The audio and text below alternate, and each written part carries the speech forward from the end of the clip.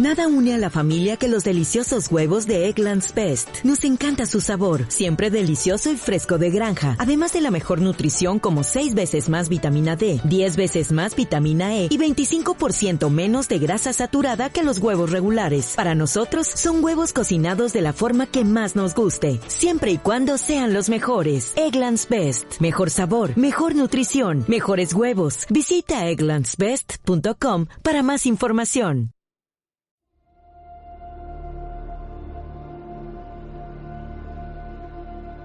La luna deslumbrante asoma entre los árboles. La oscuridad de la noche lo inunda todo. Y una tenue niebla comienza a aparecer. Adéntrate en el bosque. Busca el árbol viejo. Siéntate a su lado. Ponte cómodo, cierra los ojos y escucha la historia que traen hasta ti las criaturas de la noche. Bienvenidos. Estos son los cuentos del bosque oscuro.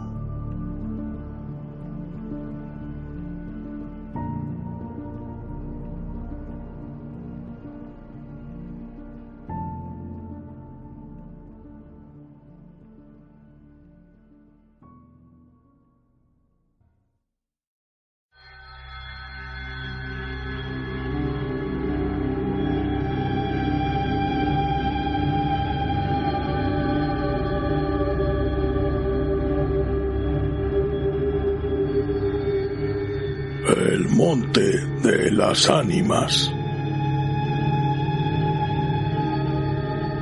de Gustavo Adolfo Bécquer.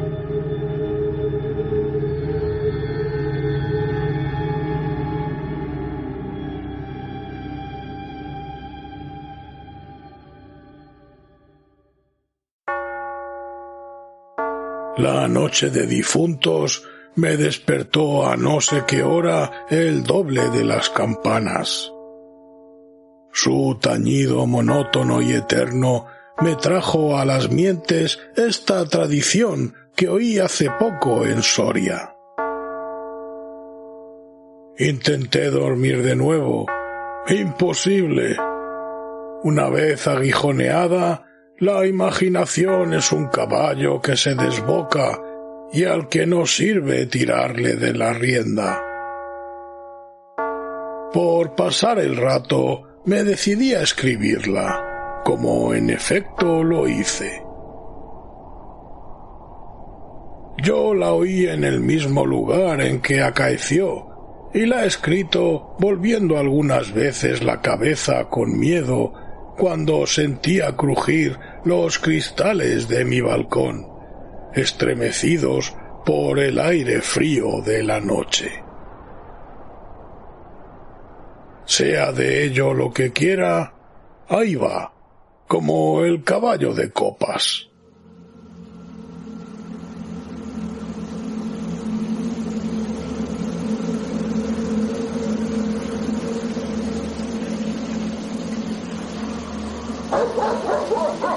Atad a los perros.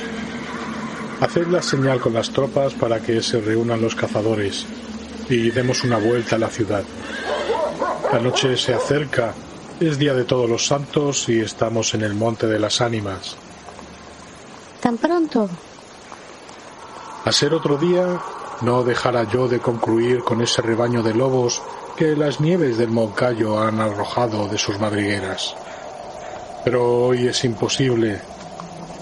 Dentro de poco sonará la oración en los templarios y las ánimas de los difuntos comenzarán a tañer su campana en la capilla del monte.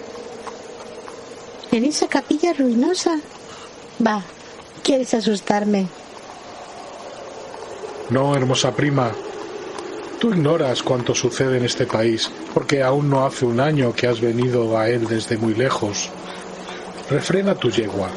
Yo también pondré la mía al paso. Y mientras dure el camino, te contaré esa historia. Los pajes se reunieron en alegres y bulliciosos grupos. Los condes de Borges y de Alcudiel montaron en sus magníficos caballos y todos juntos siguieron a sus hijos Beatriz y Alonso, que precedían la comitiva a bastante distancia. Mientras duraba el camino, Alonso narró en estos términos la prometida historia. Ese monte que hoy llaman de las Ánimas pertenecía a los templarios, cuyo convento ves allí, al margen del río. Los templarios eran guerreros y religiosos a la vez. Conquistada Soria a los árabes, el rey los hizo venir de lejanas tierras para defender la ciudad por la parte del puente, haciendo en ello notable agravio a sus nobles de Castilla, que así hubieran solos sabido defenderla como solos la conquistaron. Entre los caballeros de la nueva y poderosa orden y los hidalgos de la ciudad, fermentó por algunos años y estalló al fin un odio profundo. Los primeros tenían acotado ese monte, donde reservaban caza abundante para satisfacer sus necesidades y contribuir a sus placeres. Los segundos determinaron organizar una gran batida en el coto, a pesar de las severas prohibiciones de los clérigos con espuelas, como llamaban a sus enemigos. Cundió la voz del reto, y nada fue parte a detener a los unos en su manía de cazar y a los otros en su empeño de estorbarlo. La proyectada expedición se llevó a cabo. No se acordaron de ella las fieras. Antes la tendrían presente tantas madres como arrastraron sendos lutos por sus hijos. Aquello no fue una cacería, fue una batalla espantosa. El monte quedó sembrado de cadáveres. Los lobos a quienes se quiso exterminar tuvieron un sangriento festín. Por último intervino la autoridad del rey. El monte, maldita ocasión de tantas desgracias, se declaró abandonado, y la capilla de los religiosos, situada en el mismo monte y en cuyo atrio se enterraron juntos amigos y enemigos, comenzó a arruinarse. Desde entonces dicen que cuando llega la noche de difuntos se oye doblar sola la campana de la capilla, y que las ánimas de los muertos, envueltas en jirones de sus sudarios, corren como en una cacería fantástica por entre las breñas y los zarzales. Los ciervos braman espantados, los lobos aúllan, las culebras dan horrorosos silbidos, y al otro día se han visto impresas en la nieve las huellas de los descarnados pies de los esqueletos. Por eso en Soria le llamamos el Monte de las Ánimas, y por eso he querido salir de él antes que cierre la noche. La relación de Alonso concluyó justamente cuando los dos jóvenes llegaban al extremo del puente que da paso a la ciudad por aquel lado. Allí esperaron al resto de la comitiva, la cual, después de incorporárseles los dos jinetes, se perdió por entre las estrechas y oscuras calles de Soria.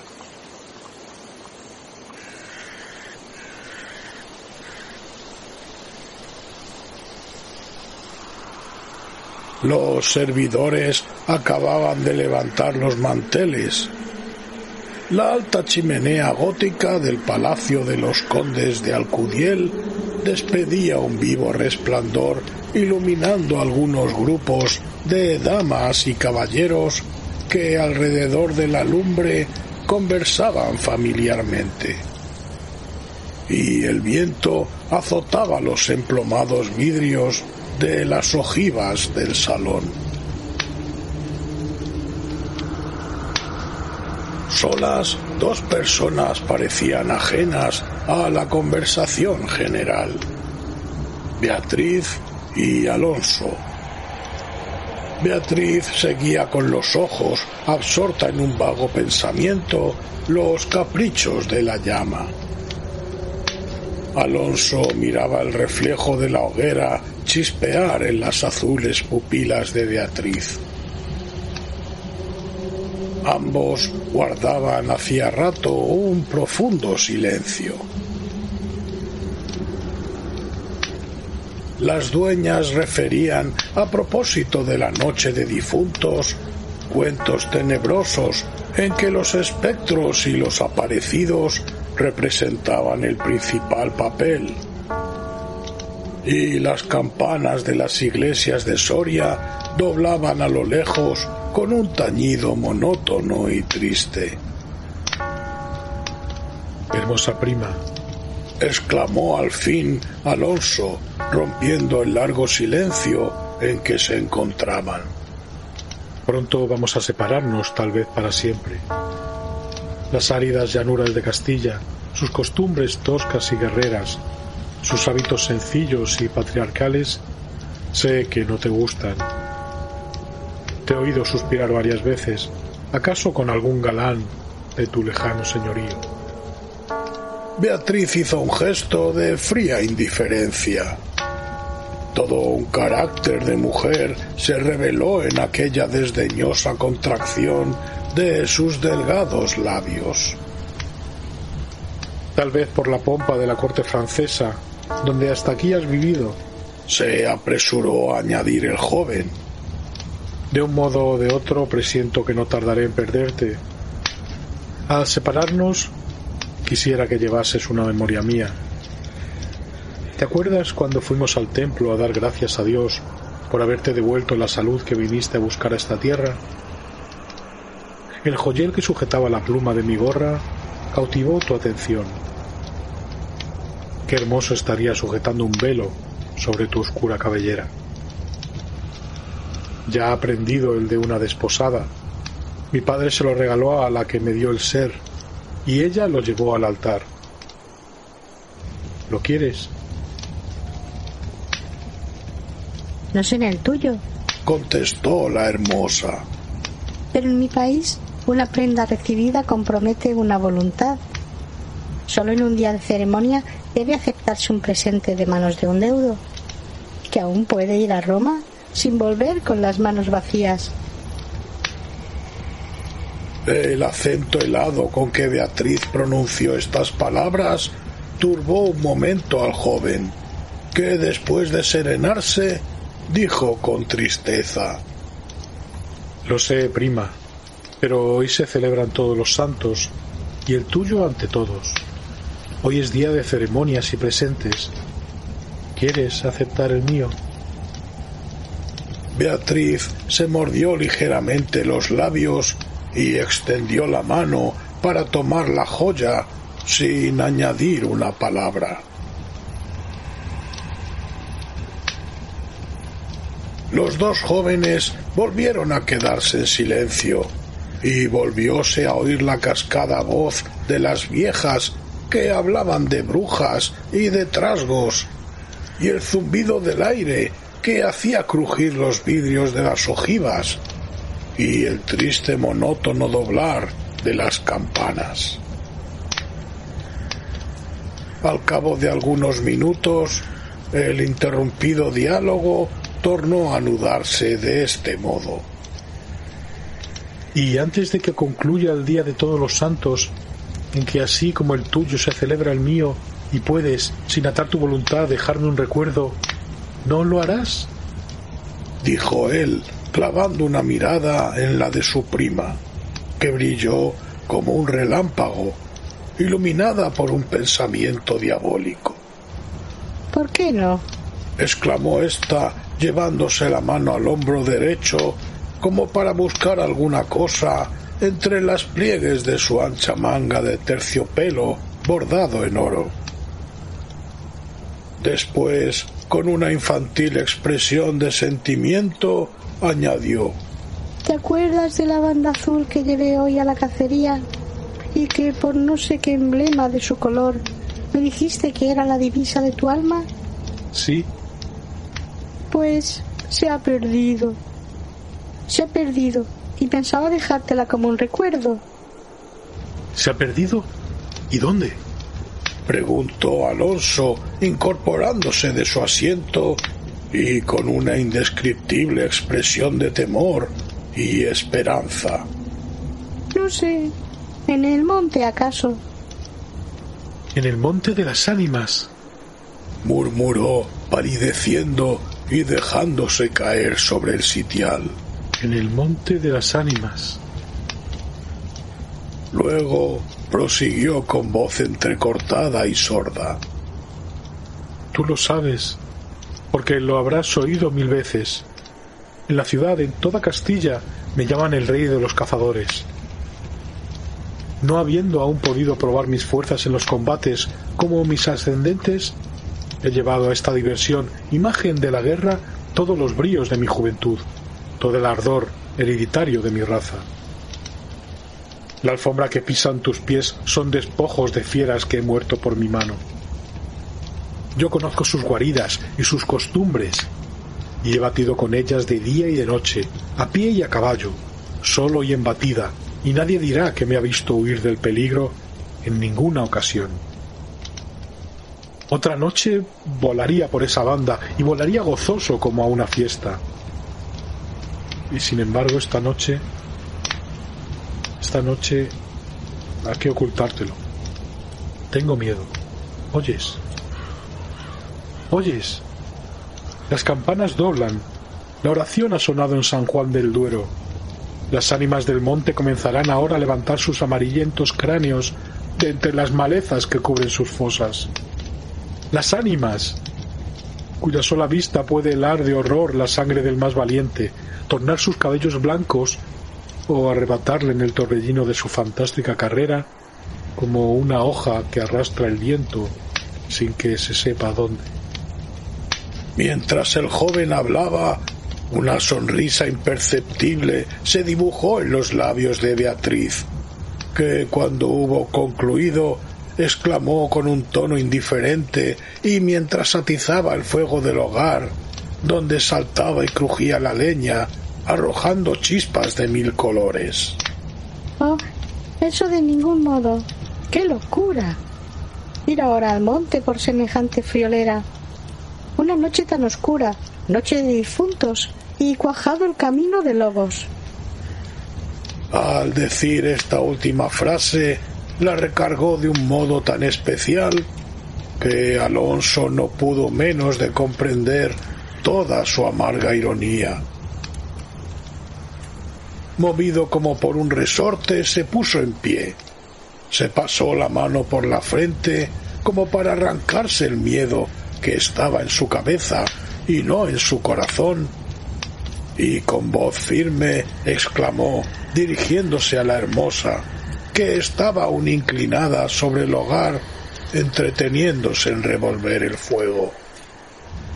Adiós, Beatriz, adiós. Hasta pronto. Alonso, Alonso, dijo ésta, volviéndose con rapidez.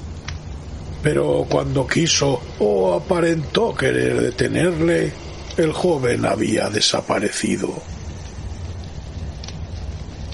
A los pocos minutos se oyó el rumor de un caballo que se alejaba al galope.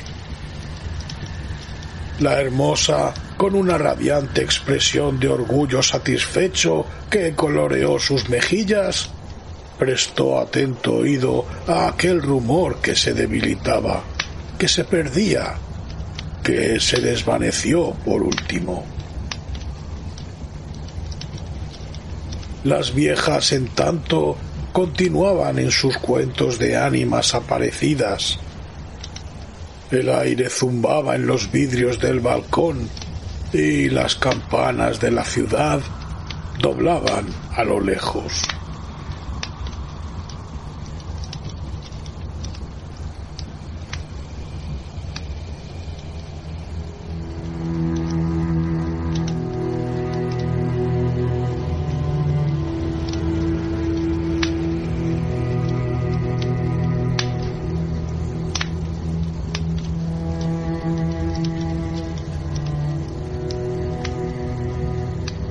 Había pasado 1 hora, 2, 3.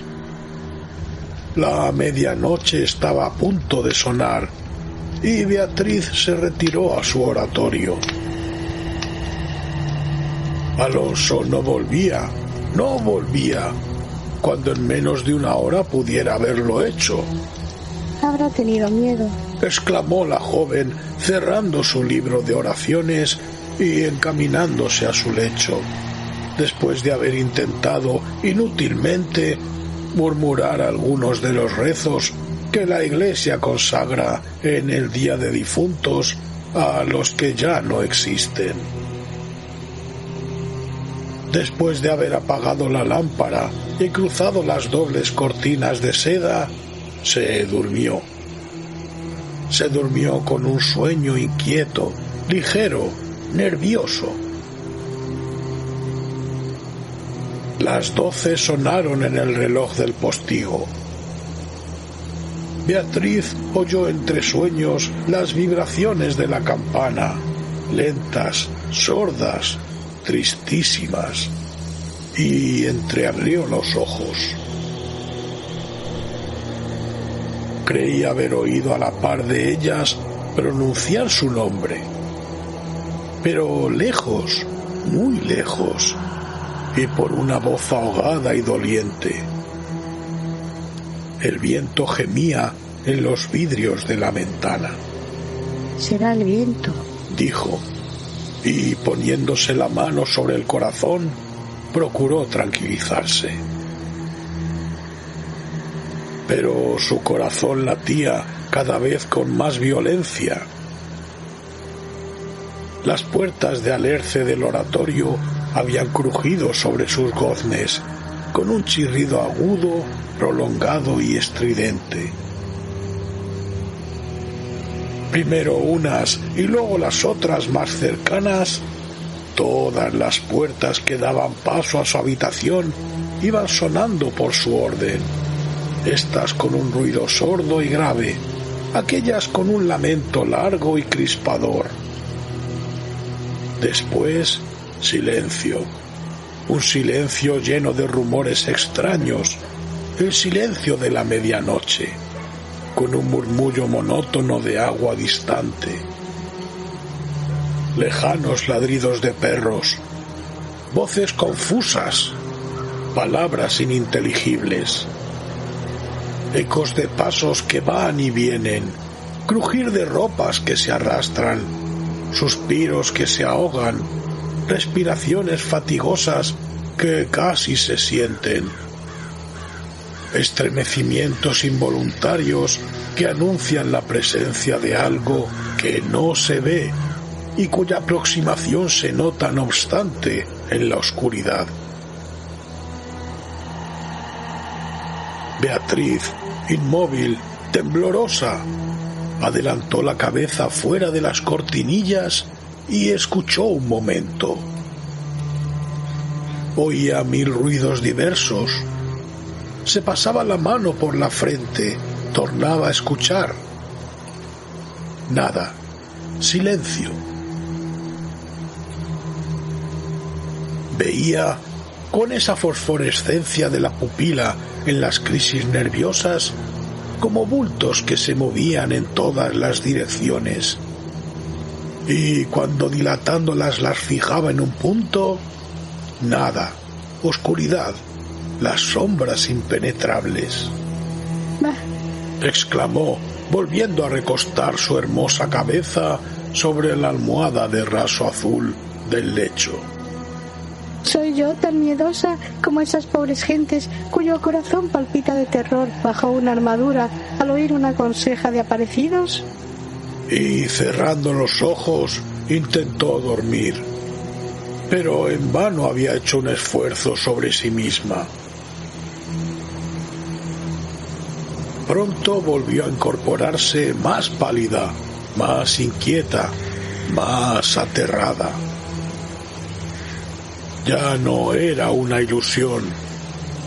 Las colgaduras de brocado de la puerta habían rozado al separarse, y unas pisadas lentas sonaban sobre la alfombra. El rumor de aquellas pisadas era sordo, casi imperceptible, pero continuado, y a su compás se oía crujir una cosa como madera o hueso. Y se acercaban,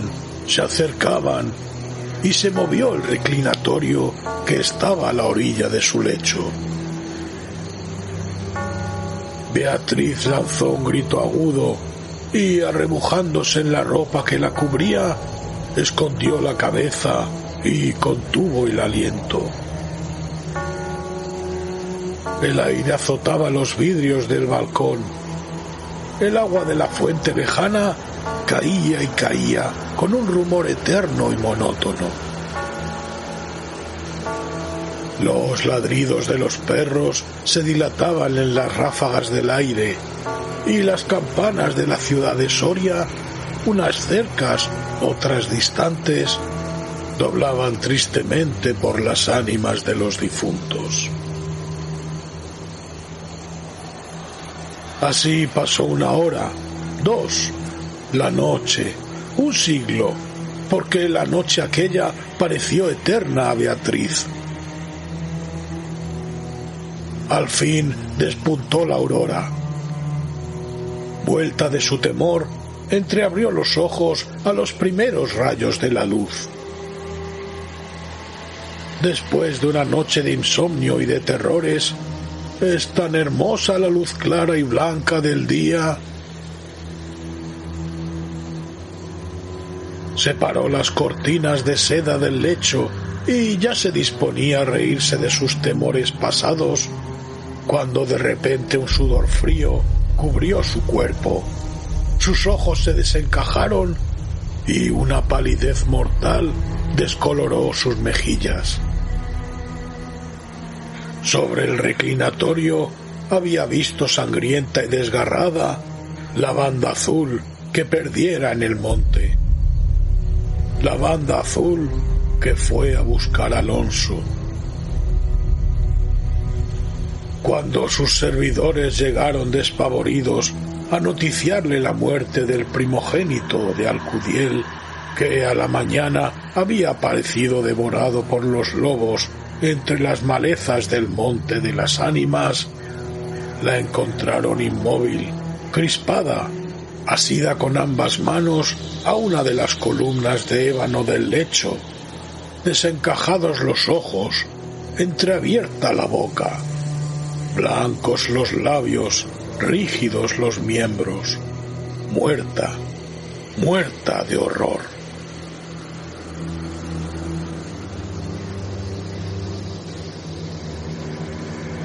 Dicen que después de acaecido este suceso, un cazador extraviado que pasó la noche de difuntos sin poder salir del Monte de las Ánimas y que al otro día, antes de morir, pudo contar lo que viera, refirió cosas horribles.